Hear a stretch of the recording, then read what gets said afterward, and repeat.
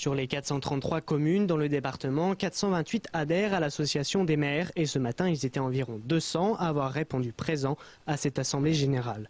Autour d'une thématique centrale et souvent passionnelle, la réforme des collectivités locales. C'est quelque chose qui est très sensible comme sujet puisqu'on a encore une trentaine de communes qui sont isolées et on a des petites communautés de communes et ça touche un point particulier puisque maintenant le seuil minimal de population est fixé à 5000 habitants pour chaque communauté de communes. Au sein des maires, les avis sont partagés. Cette réforme fait craindre des bouleversements dans la constitution des communautés de communes déjà existantes. On risque de se retrouver éjecté de la communauté de communes pour que les autres communes fassent le grand 3.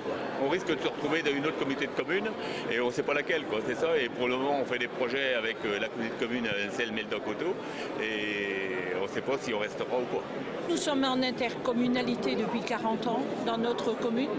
Parce que c'est une des premières intercommunalités de l'Aube. C'est très bien, ça permet d'avoir des projets qu'on ne peut pas se permettre dans les petites communes. Particularité de cette assemblée annuelle, un invité d'honneur était présent, le président du Sénat, Gérard Larcher. La réforme de la gouvernance des collectivités territoriales est un sujet important, parce que je rappelle que les collectivités territoriales, c'est chaque année 200 milliards.